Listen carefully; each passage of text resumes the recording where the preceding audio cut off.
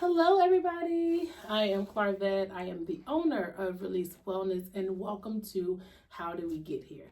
This is our very first podcast, and I have a guest here with me on the first episode. This is my good friend Danielle. She's here to help me out with this because this is my first time, y'all. Listen, I'm a little nervous because I was supposed to do this for like a year. So here I am because I had a little push from Danielle. Just a little. So here we are, again, the first episode of How Do We Get Here? How Do We Get Here is a podcast that's asking a question that's not specific, but it is. It pertains to every single thing that we do. It's a question that we've asked ourselves over and over again. How did we get here? And it's a question that does not have a wrong answer. It doesn't have a wrong answer. It's just sometimes it gives perspective and introspection to our life. It doesn't only give you the answers to, okay, I got here by driving on Interstate 64. But how about how did you get here in your life? You know, that place in life where you really have some questions about how did I get here? What did I do to get here? Where am I even going? So those are some of the questions we're going to answer. And again, like I said, we're just going to see what happens today, right? But moving forward, the goal is that we're going to have people that tell their stories on how did they get here. But where is the best place to start? My own story. I think the first place to start is telling how I got here. And my how I got here has so many different answers. It has so many different answers. But how do I get here as far as this podcast is concerned? It's just being led to ask the question for myself. And the more I asked the question, the more answers came up. It was about everything. It was about my journey as a therapist. How did I get to become a therapist? How do I get to the point of even sharing with everybody my life story? And my life story is one that I feel really reflects everybody's story. Everybody has something that they have gone through that posed the question. Everybody has an origin story. Yeah, it's right? Like you said, how did we get here? There's something that led us to this current point. Absolutely. So today we're just gonna go through some things. We're gonna talk about some upcoming events that we're gonna be having. I'm so excited. I'm so excited. One of my most recent How Did I Get Here stories, I was just nominated for one of the Virginia top internship sites for my therapy practice. Oh my God. And that came out of nowhere. How did I get here? I had to take the proper steps. I had to go through some things. I had to, go to school. I had to get licensed, and I had to step out on faith to even start my own business. So I have been in my private practice for 5 years. March was 5 years. Oh my gosh. March was 5 years that I've been in private practice. And my private practice is set up to basically create the forefront for the new therapists. So my practice is based off of internships. All of my clinicians here started with me from their practicum in graduate school. So they've been with me for 4 years, okay? And I enjoy it. I enjoy the teaching process, teaching them the aspects of being a therapist, what it looks like, what it feels like, and helping them to learn who they are as a therapist, right? Because everybody's different. I don't want the same therapist every time I walk out the door, and every therapist doesn't fit everybody. And so this learning period for these interns have been amazing. I'm going to have them on the show too, just to talk about their process as licensed therapists. I have some that have just recently become licensed, as well as those who are still working on that process, and then the new interns that are here to come, right? So this is about how they got here too. This is how they got here. And so, like I said, I've been pushed to do this podcast because there is something to say. And there is something that everyone needs to hear.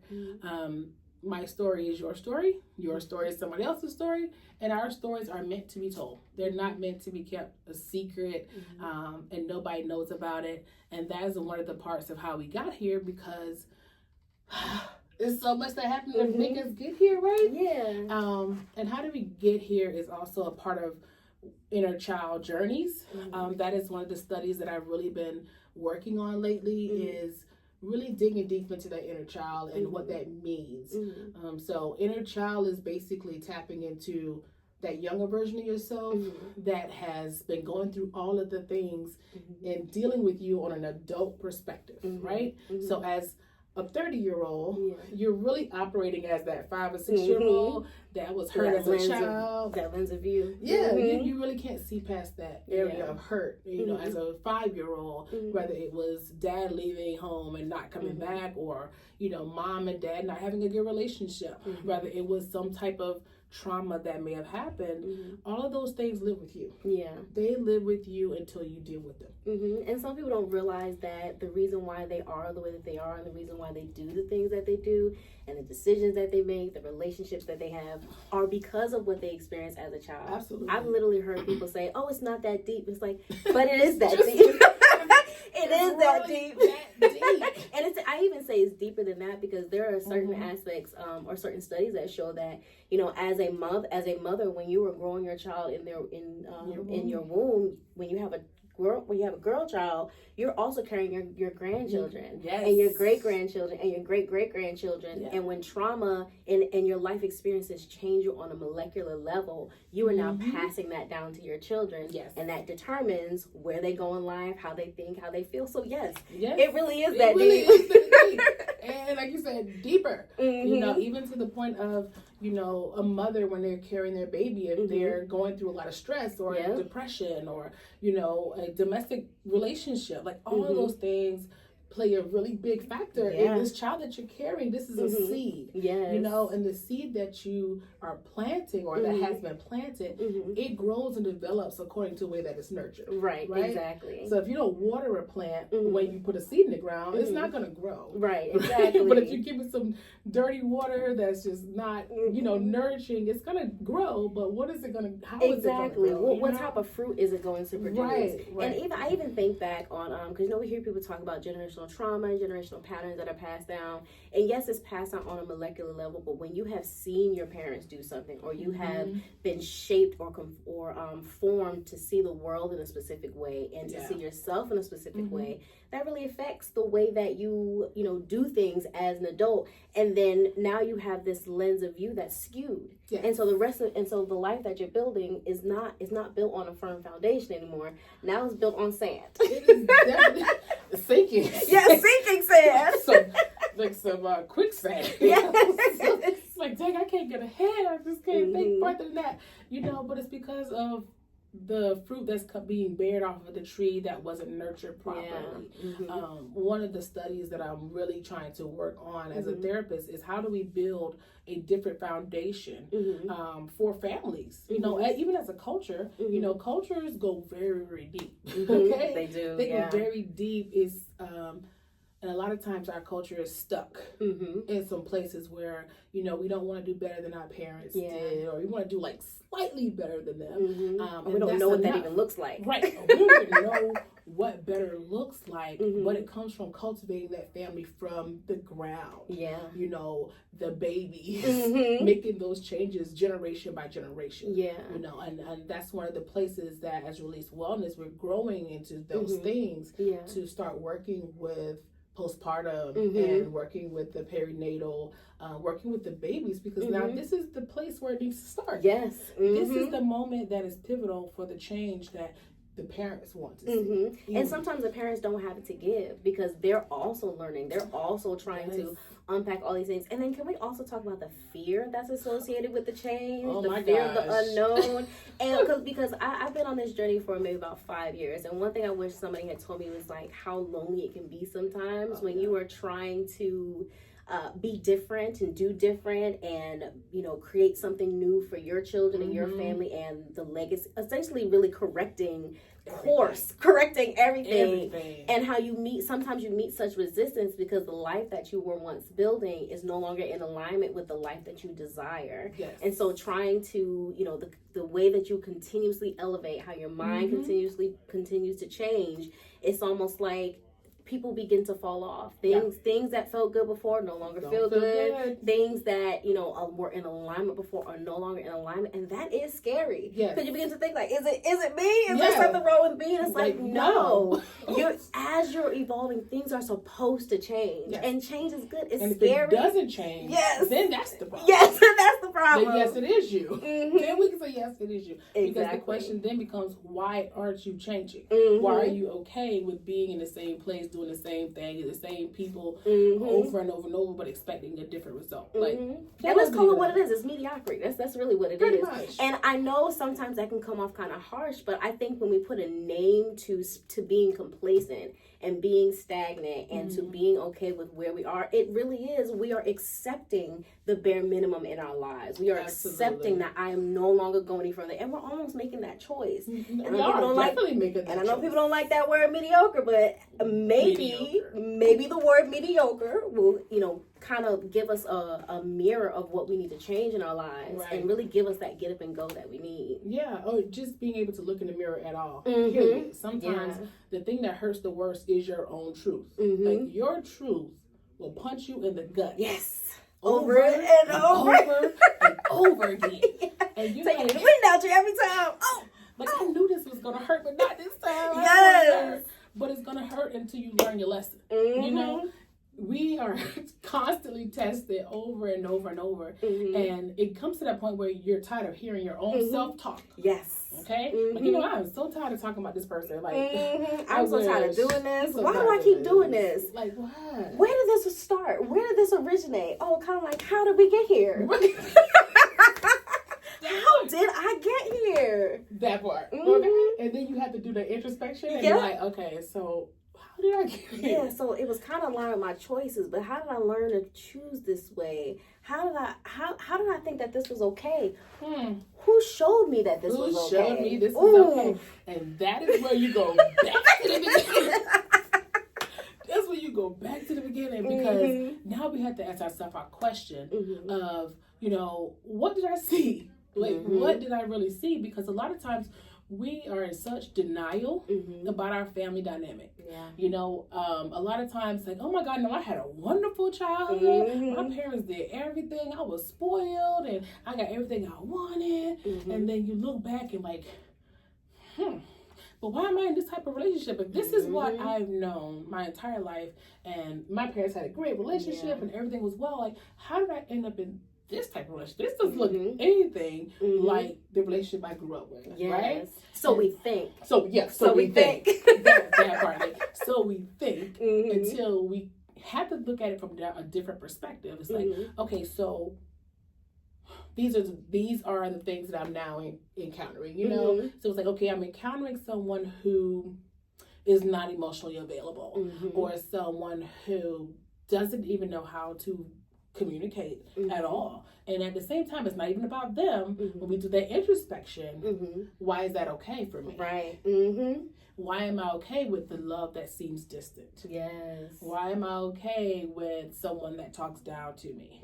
And then you look back at those parents, like, wow, I've never seen my mom and dad show any kind of emotion. I've never seen them hug. I've never seen them kiss. I haven't even heard them say I love you. I've never seen them resolve conflict. No. I've never seen them express themselves to each other. As a matter of fact, argue. I didn't feel good in their presence sometimes. Sometimes they actually made me feel a little bit worse about myself. And sometimes we internalize that as like, this is what love is. Because our parents, and I know so many people don't realize that our parents represent what love looks like unconditionally. Even if their love is conditional, they represent what love looks like. Moms, you know, tend to represent what we experience in friendships, and our dads, especially for women, teach us how to interact with the opposite sex.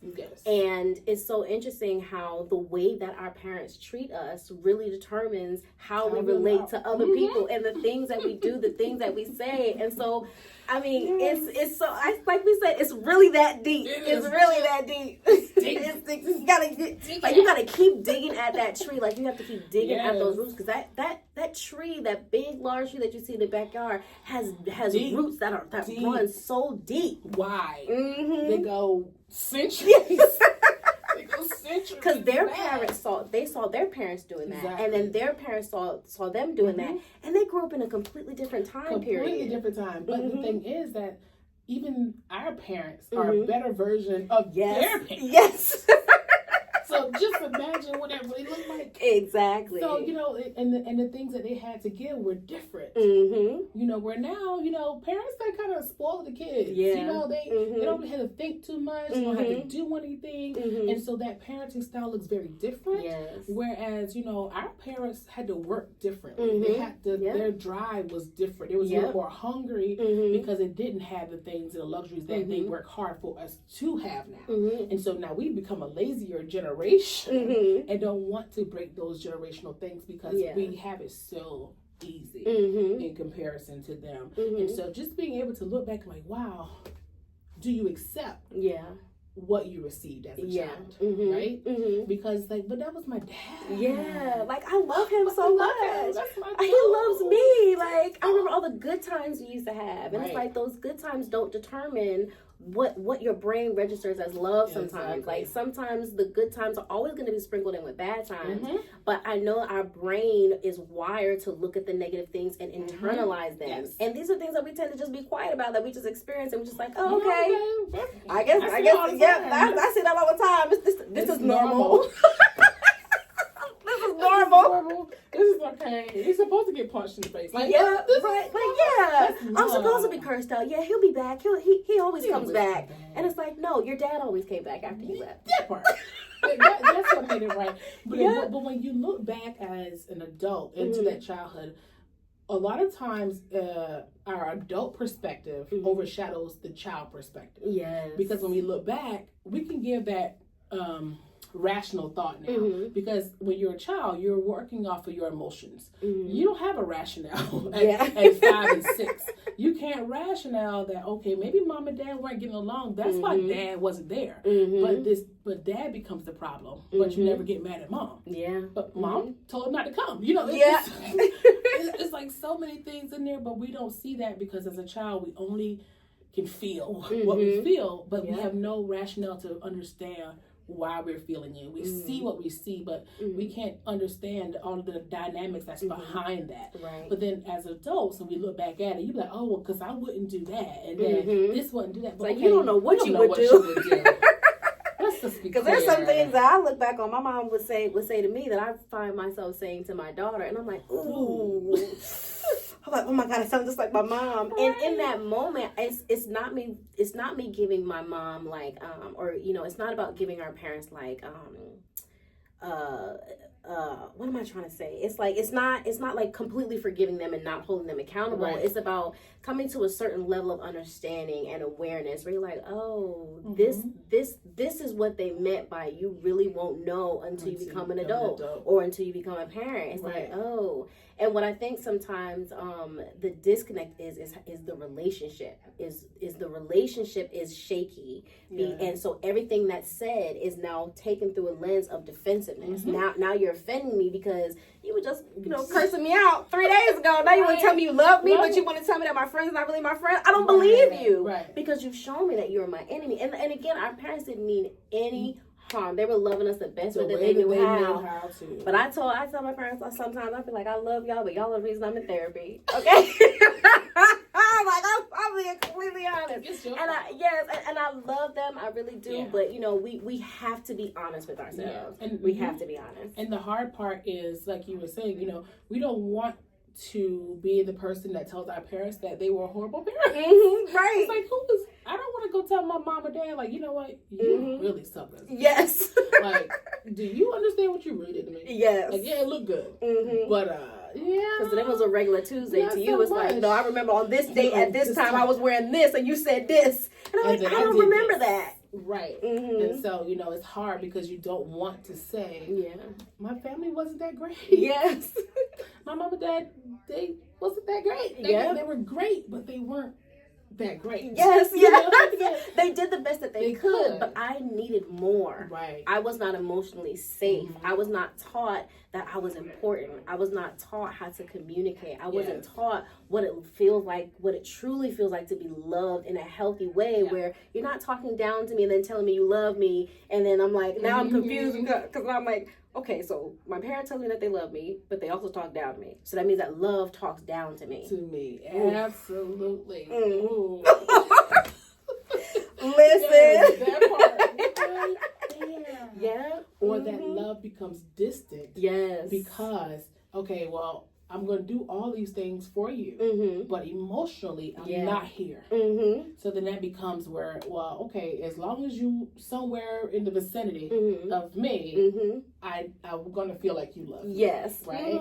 But I may not be able to touch you, but I can see you a little bit. I know I can call you if I need to. So that's good. I'm okay with that. Yeah. You know, it's not so all in my face. So now that's kind of like becomes a defense mechanism. Yes. Okay. Of what love looks like, and it becomes scary. Yeah. You know, and it's for women. I think that it comes to that point where we stay in situations longer than we have to because it's comfortable, right? Yeah. But when the thing that comes along that's supposed to be for us, we don't know how to accept it because we've never seen it before. Yeah, it looks completely different from what we're used to. Yeah, you're like, oh God, he might bring me flowers. Yeah, like, oh, I don't know if I like this. He calling me all the time. He want to plan dates.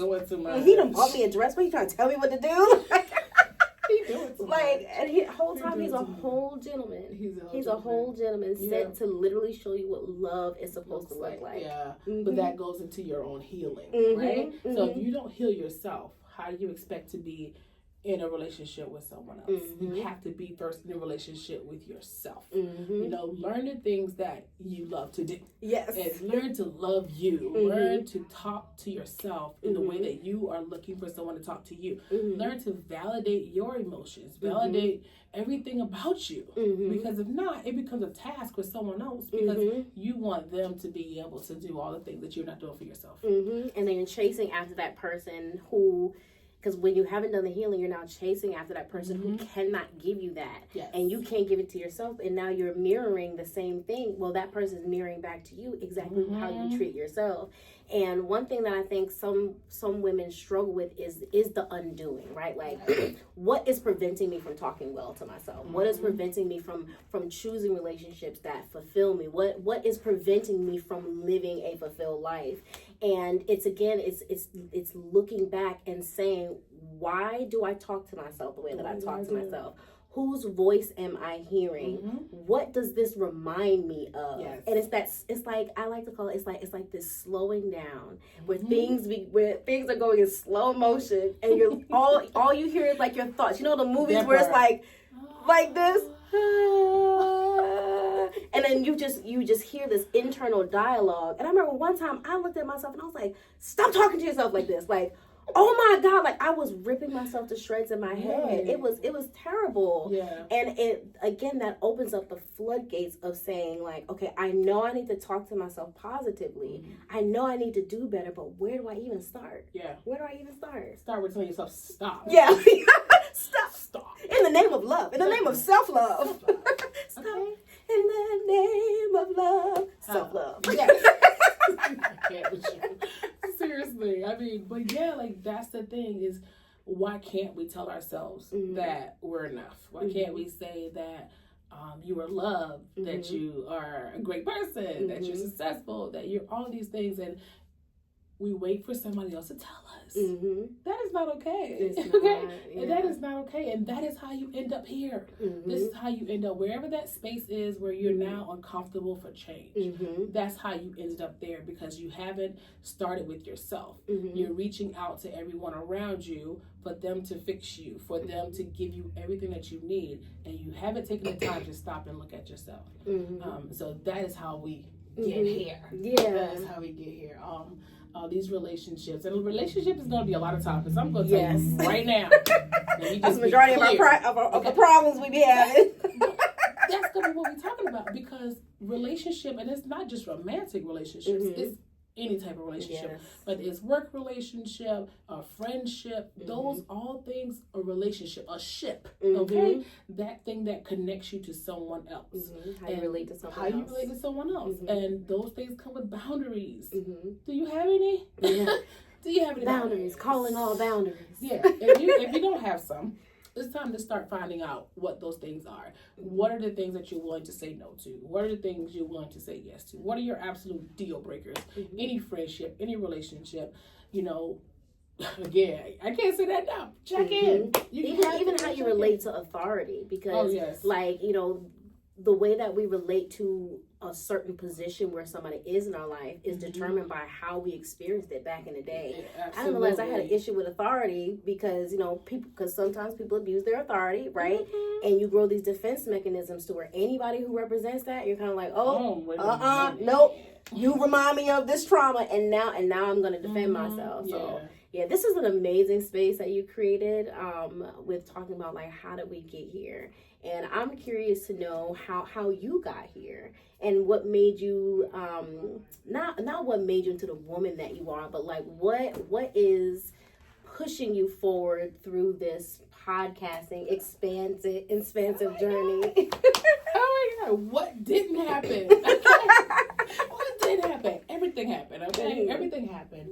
Like you said, that childhood experience, you know, being there. And I was one of those people, I was like, okay, I have the best childhood ever. Let me be clear. Mom and dad was the best. I love them dearly, you know. But then as I became an adult, it was these small things that I realized were big things. You know, my dad was a very big stickler for making sure you got things done. Yeah. Right? Like I remember I could bring home an A and he'd be like, why you didn't get A plus? Sir! Yeah. What do you mean? Congratulations on the A. Okay, can I get an A plus? Like seriously? But at the time it's like, dang, okay, daddy, whatever. You know what I mean? But then as I became an adult, I recognized that just those type of statements made me strive for perfection. Right? So then it makes me work harder. And we don't recognize that a lot of times people who are successful, there's something in that. Because there's a piece of them that feels like it's never enough. Yes, like they're never enough. That they're never enough. Like you're constantly looking for the next thing. Like you build this business, okay, what's next? Yeah. Got that, already done that. So I need another win. I need another win. And you're constantly looking for a win. Right? But we don't understand that where those things came from. We just think, oh my God, no, I'm a business person. This is who I am. This is what I do. You know, my dad told me to be a business person too, because he's a business person. And so I strive for that. You know, it's always, and I didn't realize these things. Yes. So I got older and I was like, hey, okay. These are the beliefs beliefs. Yep. We were just going to say the same thing. These are the beliefs. Yep. And your belief, what you believe is what you believe. Yes. And you cannot think or move any further than what you can think or what you can believe. So if you believe that, hey, I'm gotta get $1 million. I gotta make sure I get this business together. I gotta make sure I don't fail. You're going to work and work and work to get that done, because that's your belief system. Your core beliefs is what you believe without a shadow of a doubt. Now let's be clear that some of these core beliefs can very well be damaging. Yes. Because your core belief could be that negative self-talk, that you believe that, you know, you're not worthy or you're not enough. Like, those are your core beliefs. That's what you absolutely believe. Now, that's not me, okay? Because we are worthy over here. Any of that. Okay, so if anybody said I said that, that's a lie. I didn't say that. Okay, but I just realized that, and so I always strive to be my best at everything that I do.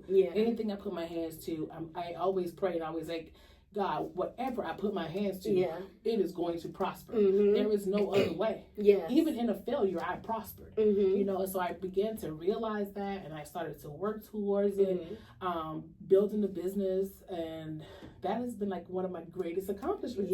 Because just me building my private practice was a big faith move for me. Like, I always knew I wanted to. I remember my dream as a kid was like, I want to be the one that dresses suits and leave my home with a briefcase every day and get in my luxury car and go to meetings and do all those things. I remember that being my vision. Now I don't want to wear no suit now. It's too hot. I'm not doing it. We are free from the corporate shackles. I ain't doing doing that. Okay, can I get my jeans, please? Yeah. So I am still in that arena because I'm still that business person. Yeah. But I'm my business person. Yeah. I learned to be the businesswoman that I want to be and who I am. Yeah. And it doesn't look like anyone else's business. It doesn't look like what anybody else is doing because Yeah. it's mine. It's mine. It's and I love yours. it. So, Yes. I worked to get that, and then it just started growing. It started growing. My business started expanding. Like I said, I've only been in business for 5 years. Yes. You couldn't tell me that you built all this in 5 years. You wouldn't have been able to tell me that. Me neither. Yeah. Like 5 years came last month, and it went by so fast. I was like, Yes. wait, I've been in business for 5 years. Yes. Like, that's crazy. It sounds like it's a celebration in order. It is. Because even in 5 years, I started out my business with a small 100 square foot office that I shared with one of my friends. And before the year was over, I was like, okay, we got to move. Like, this is not going to do it. Yeah. This isn't going to do it. So we moved into another space that was bigger. And then by the end of like 2 years, I was like, I need more space. Yeah. I need more space. So, I moved again, and then here I am. But being here, the thing that I've really learned the most is being around like-minded people. People that will push you into your purpose. Because we all have purpose. Yes. And we all have vision. But sometimes that execution part. Yes, that's the hardest part. Just do it like Nike said. Because like I said, I was supposed to do this podcast almost 2 years ago now. Okay? And I was like, I'm going to do it. All right, I'm going to get to it. Like, I just haven't had time. And then here came somebody, I don't know, named Bingo. Just a little 5 foot nothing. Right. But you, as well as one of my interns, was like, you need to do a podcast. Yeah. And I was like, girl, I don't know. But again, that was that inner self telling myself that I couldn't do it. I was telling myself that I could, but at the same time, it was like, they don't want to hear what I got to say. Ooh. But what if I say something and they don't like it? I want to pause there for a moment because we talked earlier about belief and how that belief can cause you to essentially start to build something almost off of the wrong motivation, right? Because you're being propelled forward by negative thinking. And then you kind of like begin to unpack it and you're like, okay, I can do this. I'm going to do this. You start off in your office and then you elevate and then you realize that one of the next parts of elevation, you are still plagued with that same thought. Yep. Yes. So that's why I said, I don't care how far you go. New level, same devil. That's crazy. They like to say new level, new devils, but no, sometimes you still deal with the same devil. That's crazy. Yeah, you deal with the same devil, but that's when you have to stop and be like, okay, listen, I'm tripping. Look how much I done. Like, I have a whole podcast room, okay? What do you mean you can't do a podcast? It was about being afraid to be in front of the camera. I'm like, oh my God, I gotta look a certain way. I gotta do this. I was like, girl, talk about me. And do acting like she don't always. Like. But I was like, okay, I gotta do it because at the same time, even though as I'm talking myself out of it, I'm still trying to talk myself into it because I recognize my elevation comes from here. So I can't even get to the next level until I conquer this level. And this level is what propels me to the next. Yes. Because this level, it's not just the podcast. It's word. It's encouragement. It's story. It's everything. It's everything. Because this goes into, again, like my public speaking and things that I'm, working on for this year. All this. Yes. It goes together. So I have to do it. I have to say, girl, okay, enough is enough. Yes. It's just time to just do it. It's time to just do it. Press record and start talking. Don't even worry about planning it out. Don't think about just start. Just start talking. And this is how we got here. Yes. And this is where we are right now. Period. Just talking about it. But I'm so excited for everything that is coming, from just how do we get here. Like I said, that we were talking about earlier, but I'm writing a book. Yes. Oh my God. So I'm writing. When the push is real, the push is real. The push is real. I mean, and let's be clear that I started writing this book maybe about 15, 16 years ago. Literally, I had already had it written, but I never would do anything with it. I left it there. I was like, oh no. So I had it there, and one day me and Danielle was just talking about it, and she's like, what about this book? But God had already showed it to me, but I was like, come on, you don't say it. And mind you, I didn't know anything about this book. We were talking about something similar, but something different. I didn't know anything about this book, but I felt it in my spirit, because your story had too much depth to it for you to not be writing something. And I've been writing ever since. And I remember this was only a month ago. It was less than that. It was less than a month ago. It was like 3 weeks ago. Yeah. This has only been a few Pretty weeks sure it was ago. April still. It was. Because we just scheduled it. Yeah. So it was just April. But when you are working on what's for you, it comes with ease. But the more you fight it, it comes with pushback and resistance. And when it's for you, it's for you. I have, in writing this book, I have truly been able to encourage myself to do a lot of things, to step out of a lot of areas in my life that I'm not supposed to be in, to leave a lot of people behind that I'm not supposed to encounter anymore. And the book, it was kind of a reminder of, girl, you just wrote that. And you see what you just said? And you about to do what? Yeah. That part. I was like, I can't. It holds you accountable. It reminds you of your value. Yes. You like, girl, stop. We're not doing that. I'm really giving my emotional energy to this, and I just did this. I'm not capable of this, and I think I'm going to settle for this. And not. Absolutely not. And not. And so it's been holding me accountable, and it's just been growing and evolving. And I'm so excited to really see all that's going to come from that. I'm truly believing, I'm believing that God has put this in my heart for a reason, and that He has cultivated my story for a reason.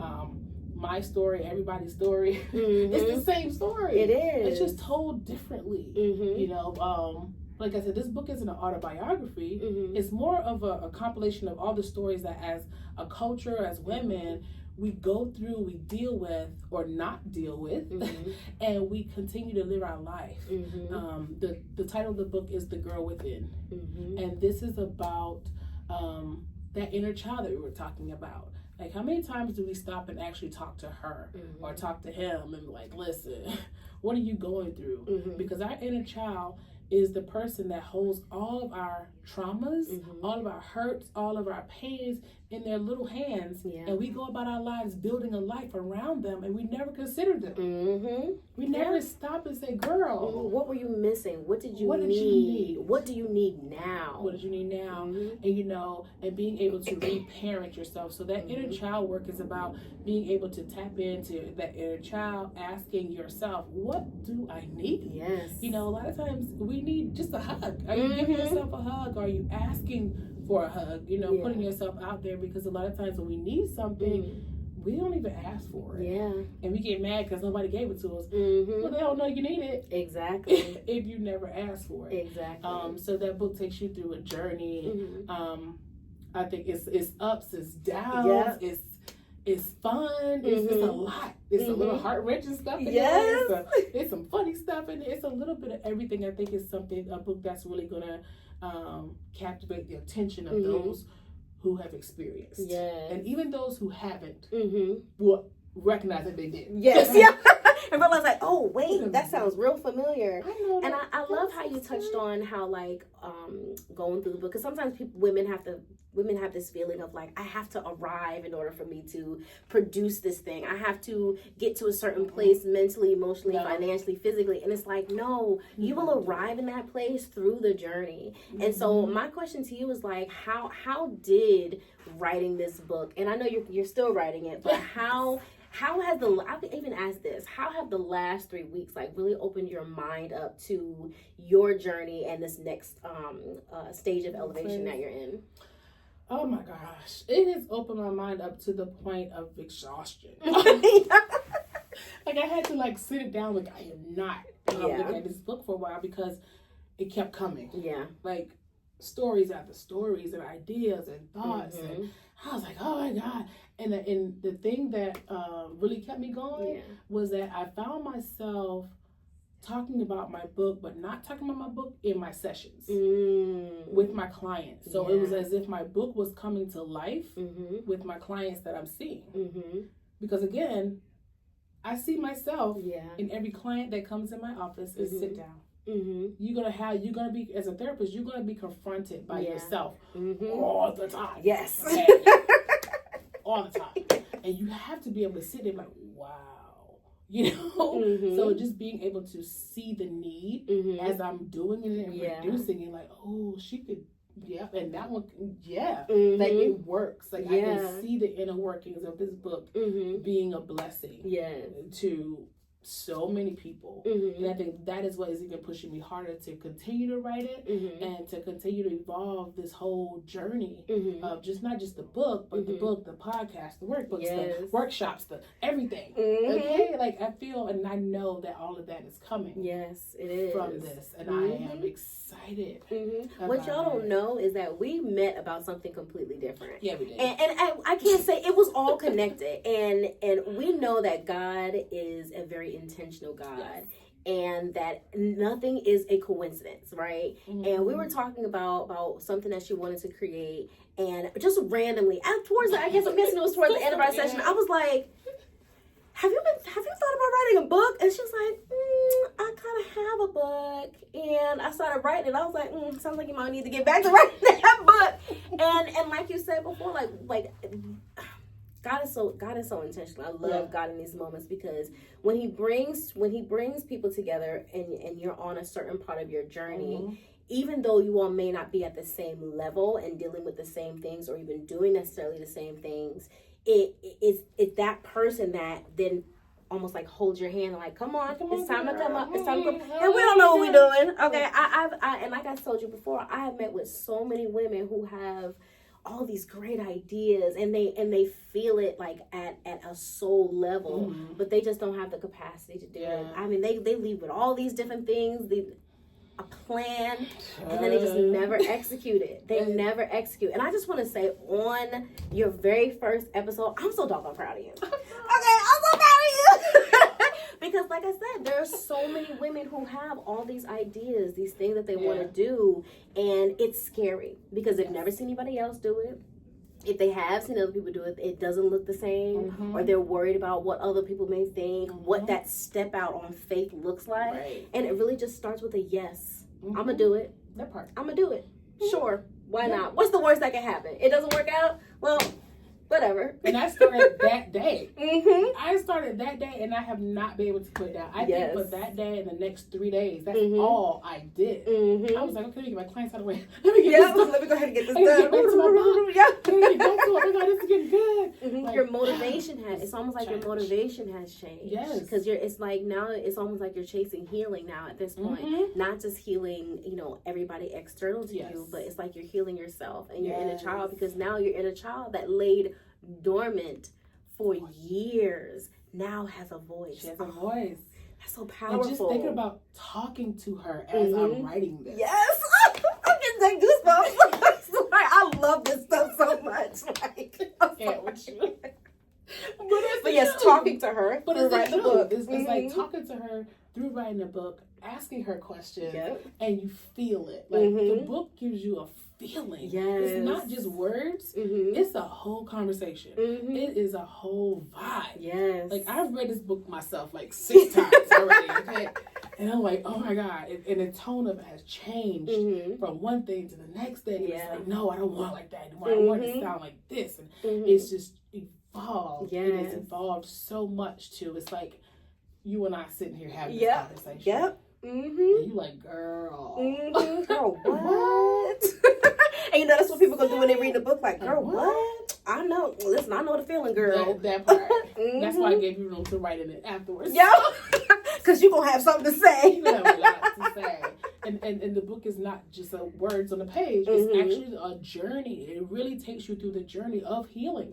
From the stories to the healing process of what baby girl had to go through to even get to that space. To feel comfortable enough to speak. And it's almost like you gave her permission to speak. You have to. Oh. Because the thing about it is that inner child, that baby girl, the reason why she's never spoken is because she never had permission to. She's always shut down, you know, by whatever's going on around that nobody paid attention to. Whether it was the fact that she even existed, or that she was crying, or that something was happening, and no one ever said, "Are you okay?" And so these are the moments. This book gives her that opportunity to say, "Girl." Yes. So when you read this book, this is when your inner girl is going to be like, "Okay, I'm here. What's up?" Yeah, what's up? I've been waiting for you to talk to me. I've been sitting here waiting you forever. What took you so long? So, I've been waiting on you. Okay, that's exactly what it's going to be. I'm telling you, it's a whole experience. It's a whole experience. So just get ready to get this book. I'm telling you right now, it's coming. It's coming. Yes, I'm so excited for you. Do you have you decided on a release date yet? Okay. We'll talk about that. Okay, we'll talk about it. See, this is what happens when you have somebody who pushes you a little bit more. Because I don't push you too much. I feel like I just be like, just a little nugget, just a little drop, just a little drip. A little drip drop. It will I'm pretty sure it would definitely be before the fourth quarter. 100%. It's definitely going to be before May. I'm just period. May 1st. It's definitely going to, it's at that point now. Good for you. So I'm excited about it. Good. I'm excited. I know. So what is to come? Like, tell us more about what you got going on. What's coming up? Y'all business.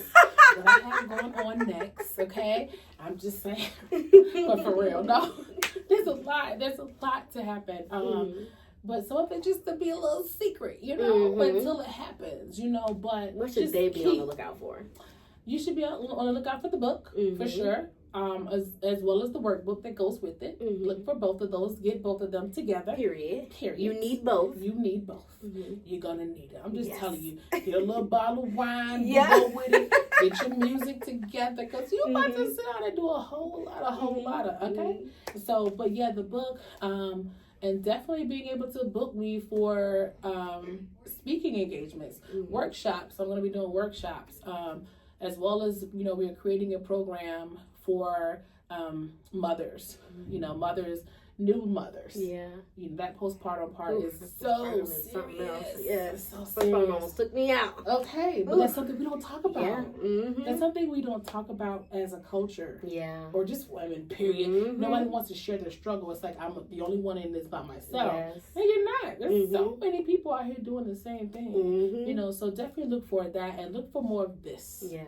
Look for more of how did we get here? Because that's the question I want everybody to ask themselves, is how did you get here? And that could be, how do you even get to this podcast today? And how do you come back the next time? Because you got to come back. Because the stories are going to get better. We're going to have different guests on, because everybody has a story. And that guest might be you. Who knows? And I'm not talking about just professional people. I want the real people. I want the people that you can relate to. Your homegirl, your mom, your grandma. Like, I want those people here, because those are people that we can relate to. Right. I want it down to earth. Okay? Yeah. This is conversation. Down home. This is conversation. There are going to be some professional aspects of it. There's going to be some teaching components. It's going to be a lot. But just look forward to it. Just look forward to Release Waters bringing a whole lot of things this year. 2025 is the year. Yes, it is. It is the year. The year. So don't let anything else discourage you that this isn't. Don't let any other voice tell you that it's not. This is your year, but it's only your year if you put something into it. It can't just be, oh, this is my year. Yeah. And you've done nothing different from you did last year. So you have to put some work into what it is that you want to do. If you need someone to push you, you know, find somebody that's going to push you. Find a friend. And if you are, you know, sometimes you have to take a look at your friend group. If you don't have friends that's willing to push you, you might need some more friends. Yes. It's okay to change, and that doesn't mean you have to get rid of them, but it does mean that it's maybe time for you to surround yourself around people who can do the things that you want to do.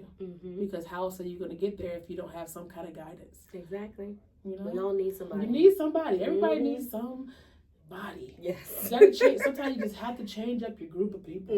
Not just anybody. Right. Yeah. We all need that part. Because then y'all be here. Yeah. Then. Hey, Release Waters. Yeah. Don't just pick anybody. Yes. Okay? Be selective of who you have around you. Yes. Yeah. Mm-hmm. And if anyone wants therapy services, of course, look me up. Mm-hmm. Duh. www.releaseyourwellness.com. We have several clinicians here, some with military background. We have those who work with children. We do trauma. We do couples therapy. Look us up. Schedule an appointment online. Give us a call. 757-751-9508. We are happy to talk to you about creating workshops, coming to your office or organization to have workshops and do all the things that need to be done to make sure that not only us, but everybody is working on their mental health to become the best version of themselves this year. That is what Release Wellness is doing. And we want you all to be a part of it. So stay tuned and come on. Come join us. Come on and, check in with us. Later we'll be giving the date, like what day we're going to be on. I want it to stay consistent, that we're going to be on a certain day. But I'll let you know that. But until then, just keep posted that how do we get here is going to get you to where you're going. Mm-hmm. And make sure you like, comment, and subscribe. And hit that notification bell. That way you're notified every single time she goes live or every single time that she posts a video, because y'all not going to want to miss this. If you are into learning, growing, and glowing, make sure you follow the podcast. That part. And we are so excited about what's happening. This is growth in real life. In real life, time. Real life. And this is what you get. Okay? Yes. I'm just going to be very clear with you. This is who my clients see every day. I'm not the, oh my gosh, hello, how are you? No, that's not it. What happened? I'm going to be me. And that's the only person I can be. That's the only person you can be. You're the best person to be you every single day. Absolutely. Until Stay next tuned. time. Bye. Oh, yeah.